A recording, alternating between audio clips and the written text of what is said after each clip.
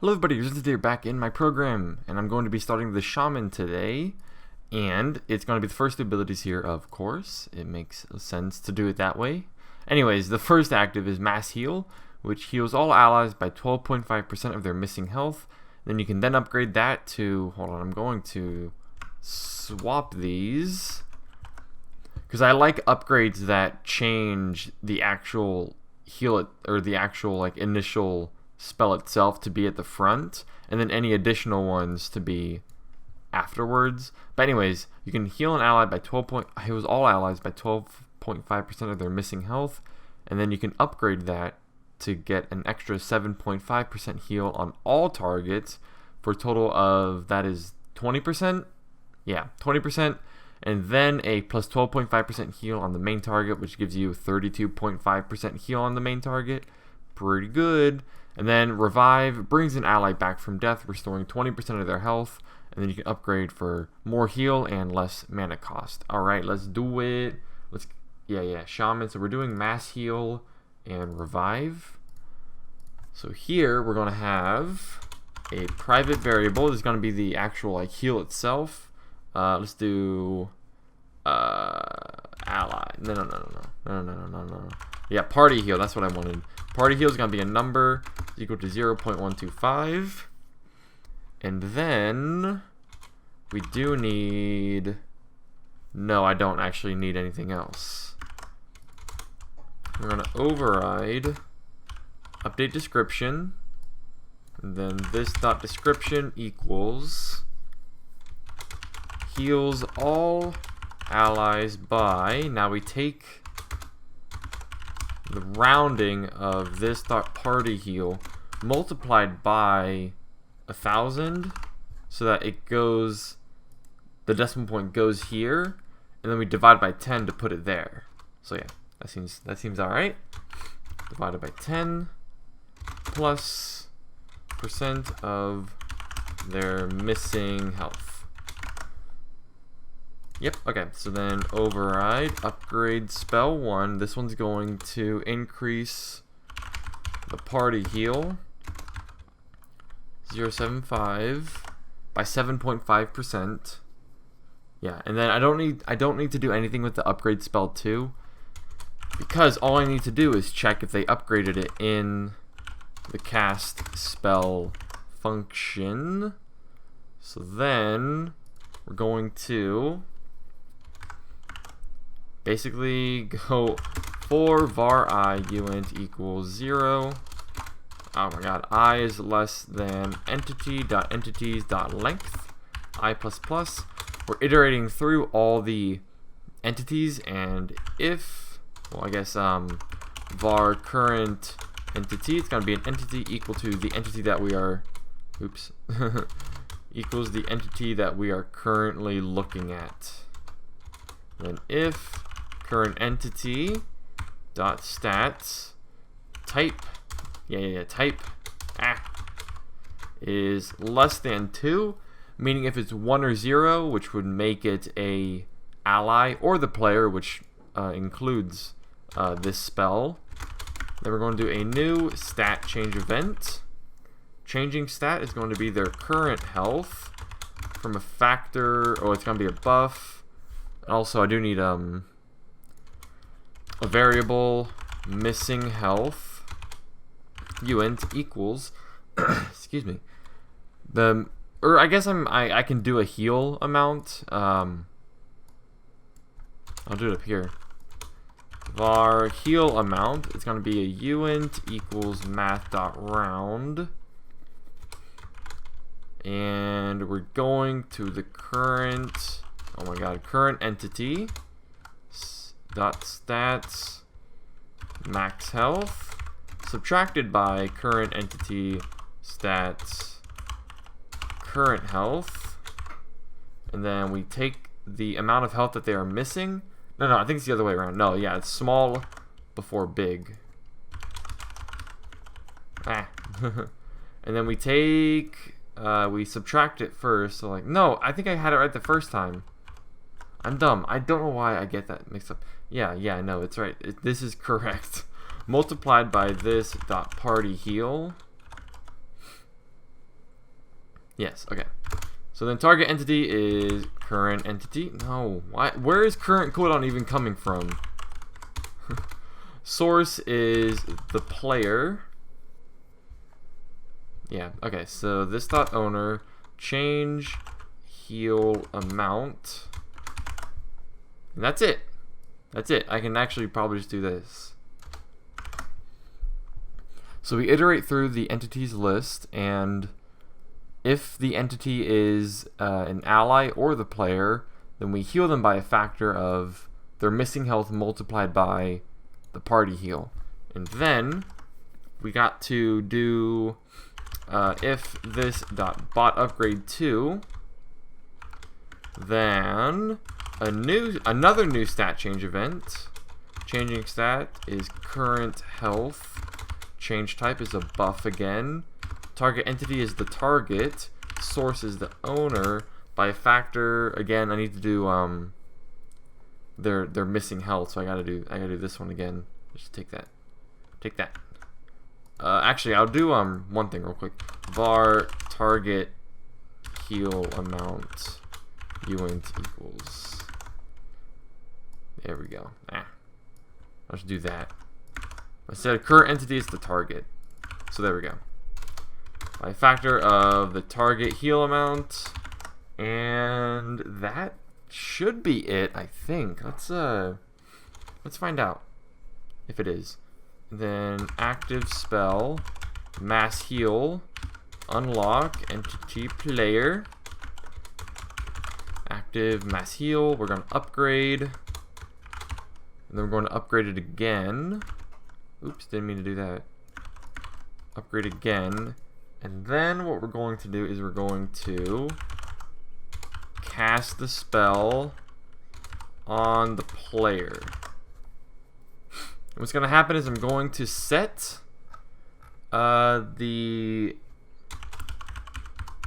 player, I don't know, dot stats current health equals 500. So I'm going to set his health to 50%.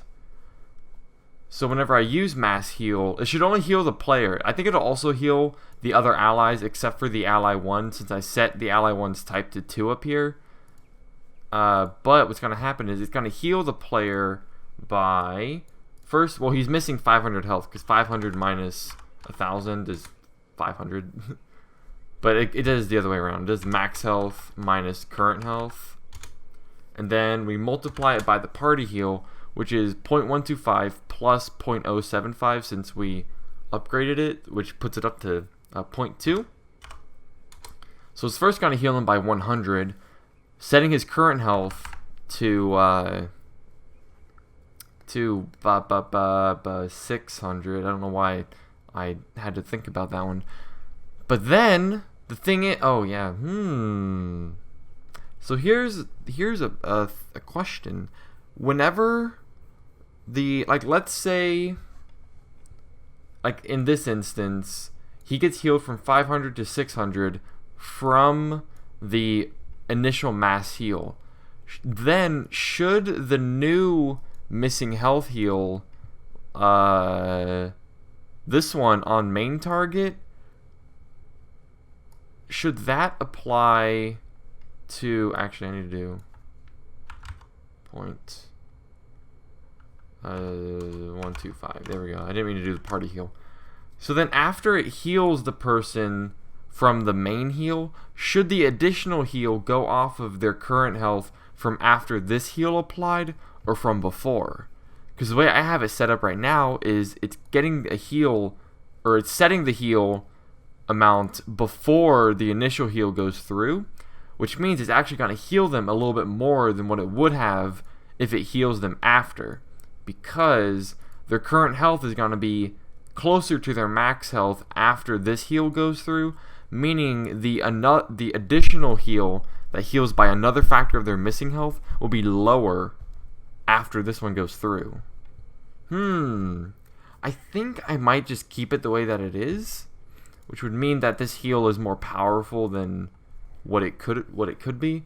But anyways, I then need to do, like, another 12.5. Oops, so that's going to be 1,000 minus 500, because it's getting their missing health before the other heal goes through, and so we're times by 0.125.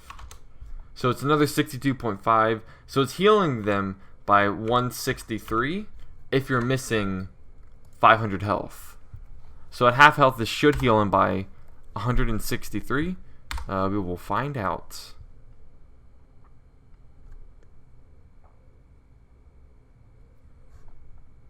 Come on. Come on. There we go. Okay. So let's find out if it did. It healed him by 100, like I said. And then, yeah, it healed... Didn't heal the ally 2. Didn't heal the ally 3 because they're all at max health at this point. And it didn't even, heal the ally 1. Like, the ally 1 isn't even on this because the ally 1's type is 2. So he's considered an enemy right now. And anyways, yeah, current health, 100. And then he healed by 63, like I said. So a total of a 163 heal. That's pretty good. Okay, so that's working properly.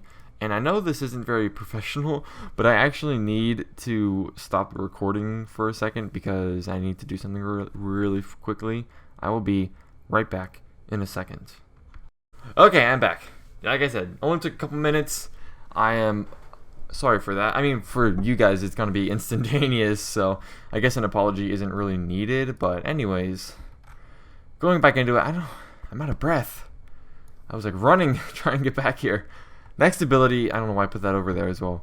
I'm doing Revive next. It brings an ally back from death, restoring 20% of their health. You can increase the heal and reduce the mana cost. Pretty good, not too shabby. Anyways, woo, gotta get my breath back. And then we need the heal amount. Heal amount is going to be a number equal to 0.2. You know what? Nah, I think it'll be okay. Yeah, that's all I really need. So anyways, we're gonna override update description. Then this dot description equals brings an ally back from death, restoring plus math.round this dot heal amount times 100% of their health. Easy cheesy. We're going to override upgrade spell 1, which is just going to increase the heal amount by another 20%.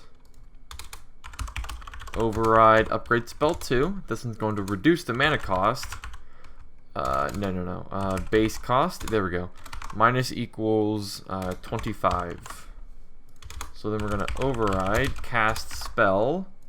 And here it's basically, we're checking if the target stats current health is equal to 0. Because we want to check if the target is dead. So actually this spell isn't going to do anything if you cast it on a target that's not dead. I guess I might be able to put like a restriction on the ability itself, but I'll have to make an exception because there's no other ability that restricts to whether targets are alive or not. So I might just make it to where you can target everybody. You just shouldn't target everybody. You should only target dead people. Or, you know, I could also do something where, like, if you try and cast it on someone who's still alive, it'll do something else, you know. If the target's dead, revive them. If they're alive, do something else. But I'm probably just going to keep it right now, just for now, just see how it goes through the old power machine, like how powerful it is and stuff. But we'll see. Anyway, so if the target current health is equal to 0, then basically what we're going to do is heal them. New stat change event. We're changing their current health. It's going to be a I'm gonna make it like a no, I'll do a buff, because like I could have made it in a like its own individual type. I was gonna call it like a revive, but no, I can keep it like that. I'll do that. Target, and then the source is the owner of the ability by a change of the target stats max health times this dot heal amount, and then yeah, rounds is true and whatnot. I think that's it actually. Holy crap, did I, oh my god. I can't believe I left for a couple minutes when I could have just gone for another 4 minutes and revive would be completed now. Now I have to go through the encoder and squish the two videos together. I didn't need to do that, but I did it for you guys. Anyway, so let's go down here. Current health equal to 0, because we're gonna like make the player dead right now. And then we're going to go into revive, and then we're going to cast the spell on the player again. Okay. So the player died. That makes sense because he only got healed for 40% of his health. Anyways, let's see. Yeah, current health revived by 400. Also, the spell itself isn't going to be able to be cast on yourself because if you're dead, you can't cast abilities. That's just how that shit works. I'm sorry. Yeah, so he healed him. Now let's set his health to, or rather, let's do nothing and see if it does anything. Yeah, so it did nothing, and it just made him cast the spell, and it cost mana. I might do a thing where, like, if the target's dead, else return 0, and so it won't put the spell on cooldown, and it won't cost mana. So if you cast the ability, it'll just do nothing, basically. I guess that's a good compromise. So yeah, here there's no cast trace now, so yeah, it did nothing. Awesome. That is just fine. So revive is working just okay. I might in the future when I do combat, I might have like a boolean like is dead. That might work with combat checking for who's next in the turn order. But for now, I'm just gonna keep it like this. I'll work with revive a little bit more if I need to in the future off the camera, just so I don't go out of the flow from my spells and stuff. But yeah, I've been thinking that after my spells are done, I might not record myself programming anything else, because when I got the spells working properly, programming them wasn't hard. But getting other factors to work, such as the combat, is gonna have some trial and error. Like, I think of a concept on how it's going to work, and I attempt to do that concept, but it's not going to work out 100% flawlessly the first time. So I have to go through, see what's wrong, and then fix it, tweak it a little bit, and then run it again, see what's wrong again, and keep going until something forms that can work. At least that's how my programming experience has been thus far. You think of a concept, and you think of how it's going to work, and it doesn't work that way ever the first time. And you have to figure out how to fix the problems and stuff. So anyways, yeah, that's just in the far future. I don't want to worry about that just yet, because right now I'm still doing the Shaman, still doing the spells for the player classes, or the ally classes in this case. But yeah, we're getting slowly closer to the end. And anyways, in the next video, I'm going to be doing the next two abilities, which are the offensive abilities in the Shaman. It's going to be Debilitate and Death Hex, where Debilitate increases the duration of all debuffs on the enemy by 2. So if they're poisoned, it's going to poison them for 2 more turns. If it's, a bleed, it's going to bleed them for 2 more turns. It's just anything. And then you can upgrade it to increase it even further, and it additionally reduces the target debuff resistance by 50% for 5 turns. So they then become more prone to being debuffed. Pretty cool. And then he has Death Hex, which inflicts the target with mortality, dealing divine damage equal to 75% of the target's current health over 10 turns. Meaning, it's going to deal a lot of damage just over a large number of turns. So I'll show that off whenever I get it done. But let's say they're at like 500 current health. It's going to deal 375 damage. But that's over 10 turns, so it's only going to deal 38 damage per turn. And yeah. Anyways, that's pretty cool. It has a high mana cost and a high cooldown, but it's still like a good spell to use once on a high health target to slowly bring them down. And then the upgrade puts it up to plus 50% total divine damage for a total of 125% of the target's current health, meaning it'll like overkill them. The damage that it will deal is more than the health that they actually have. So in this case, it'll do 625 damage over 10 turns. But that doesn't necessarily mean that they're going, like, for sure going to die, because they could have lifesteal, they could have any form of health regeneration that's gonna save them. But still, that's a pretty good spell. And then another upgrade is targets afflicted get a 15% chance to be instantly killed when below 25% health. So for each turn that passes with mortality, if the damage if they get dealt divine damage when they're below 25% health, it's a 15% chance to kill them basically every single turn that passes. So yeah, pretty cool. Anyways, that's the next video. This one's going to be probably a doozy, but hopefully not. Debilitate isn't going to be too bad. Death Hex might be kind of bad, and then from there, we just got 2 more videos until the Shaman is over. And then after that, as you can see, we're getting in the home stretch here. Just 4 more classes after this and we're done. It's crazy. I can't believe it. Almost gonna be done with this. Anyways, that's the end of this video. Hope you guys enjoyed it. If you did, then please show your appreciation by liking it, commenting, subscribing, all that garbage, and I'll see you guys next time.